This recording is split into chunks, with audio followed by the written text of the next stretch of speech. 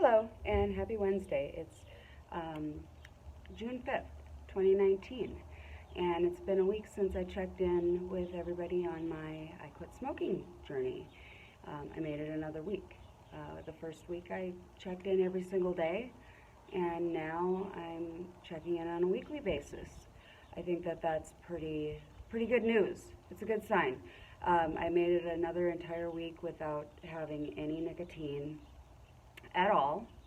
And I won't say that I haven't been tempted because there have been a couple of stressful moments in my life, as there are with everybody. And the people who never have smoked never have fallen on cigarettes to try to calm down. So since I'm a non-smoker now, I have to join that club of deal with it in other ways. You would think that it's really just silly to just light up something and suck on it and blow out smoke just to calm down, especially when it's a stimulant, because it actually is a stimulant. But for whatever reason, it gives you that calm and that zen, but it's not a nice zen. It's I like meditation is much healthier, which is something that I'm trying to do a little bit, but I'm not very good at meditating because I need to calm down a little bit to get to a meditative state, if that makes any sense. So yeah, overall it's been fine, and my temptations are still there, especially since now I'm going to share the good, the bad, and the ugly of quitting an addiction like smoking. So one of the good things is my sense of smell has come back. Everything smells so good, and because I'm smelling so many, like, just, stop and smell the roses, whatever. Since I've noticed that when people walk by on the trails, I catch this waft of soap or perfume or whatever, that's like I want to turn around and say, what are you wearing? Gosh, you smell good. But that would be weird, especially when they're trying to jog and they're like, dude, don't interrupt my pace to smell me.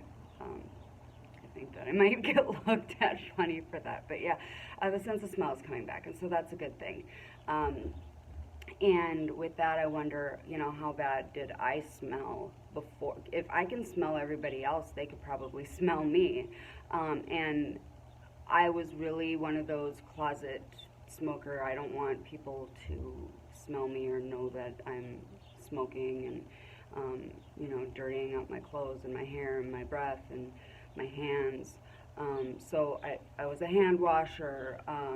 I would smoke, like I would walk away from my cigarette smoke when I would smoke. I kept very clean and knew which perfumes kind of masked it. The hand washing was the biggest thing for me because I would always smell my hands and I don't like the smell of it. So that's addiction. I mean, when there's something that grosses you out, but you do it anyway, that's addiction. And so thank goodness I'm over that. So yeah, getting my sense of smell back is great. My circadian rhythm, oh my goodness, I'm sleeping so much better.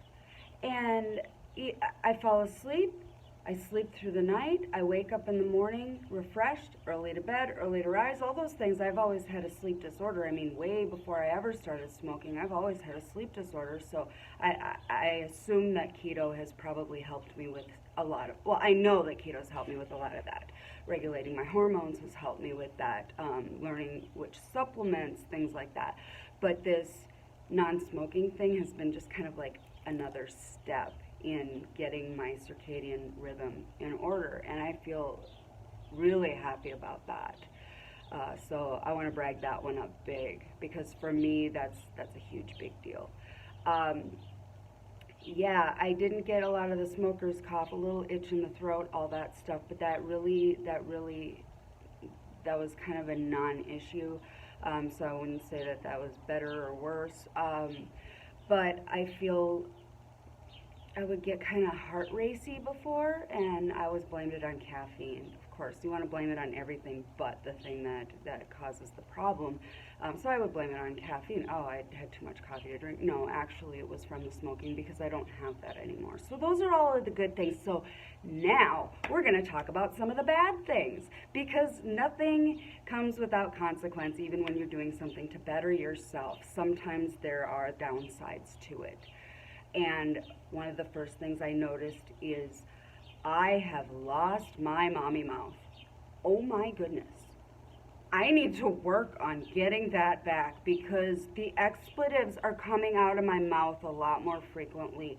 And I guess I kind of fight being a little bit of a sailor to begin with, but I usually have it under control. I'm a little bit more on edge. I was painting yesterday and I kept dripping. Oh, those bad words, bad word, bad word, bad word, bad. Just clean up after yourself, Jessica. It's not a big deal. But things are really a lot more touchy for me, and often when I would feel that way, I would go outside, I'd smoke a butt, then I'd feel a little bit calmer, and then go back to what I was doing. Well, you know, those are the things that you give up, so you learn other ways to cope. But yeah, I need to work on the mommy mouth, because I'm being bad, really bad. But the biggest issue that I have right now, don't detour yourself from quitting smoking because I'm telling you this, okay? Because it's a big deal, but it's worth it. It has to be worth it. I've gained 5 pounds. I have not been overeating. I don't think I've been overeating. I may have knocked my intermittent fasting out of whack a little bit. I know that I have. I've been eating more than twice a day, and that I have to get back under control. But I munched a little bit for the first couple of days on pumpkin seeds and things like that, but I quit that after a couple of days. So I don't feel like I'm overeating at all. And I actually, when I started noticing the weight go up a little bit, I decided, okay, I'll switch over to carnivore for a little while, because that'll rid me of, all the excess carbs. So those little cheats with the pumpkin seeds or a couple of Lily's chocolate chips, those things all went. And I've even slowed my dairy way, way down. And I'm still not losing the weight that I gained, and I was up another pound today, and I'm really wigging out about it. I feel like Chicken Little right now. But I knew that was going to happen. Remember, nicotine is a stimulant drug. It speeds you up, even though it makes you think that you feel calmer. It speeds you up, and I imagine that has something to do with the metabolism. And the other thing is stress.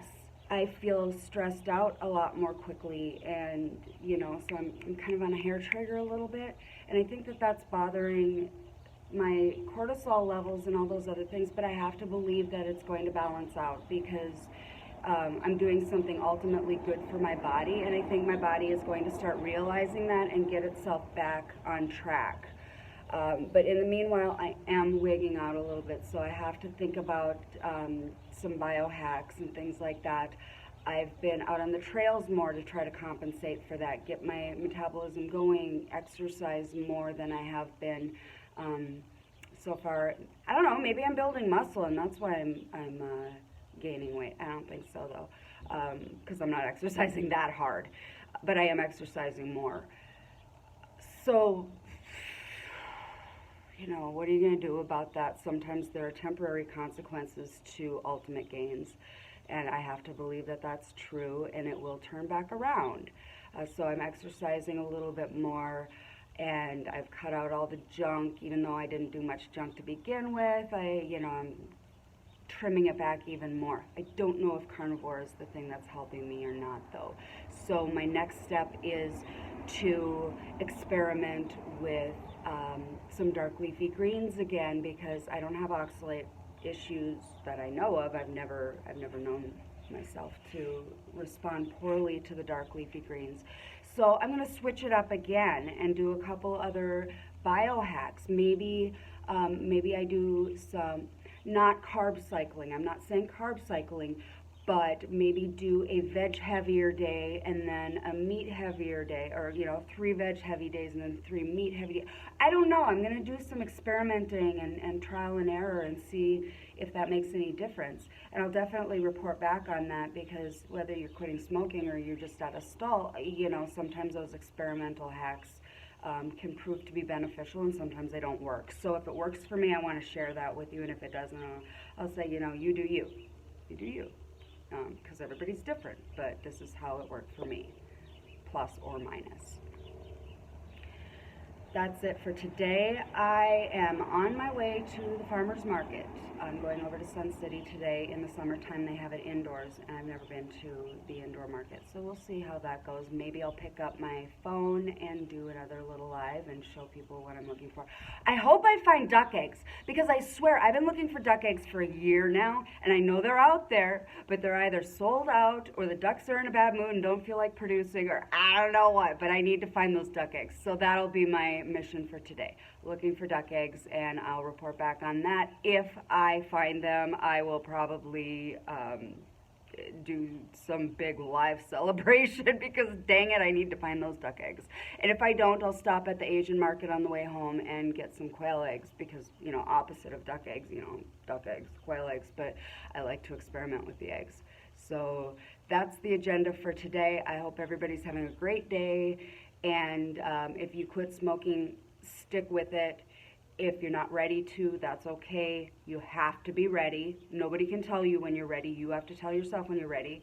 But if you are, I'm not an expert clearly, but I'm doing it. So I would love to support you in your quest to quit smoking, if that's where you're at right now. We do have some others on the quit smoking team right now that have joined in with me, and I think maybe I'll do a live. I'll try to talk 1 or 2 of them into doing a live with me so that they can update their progress too. That would be fun. That's it. Have a great Wednesday, and we will talk soon. Bye-bye.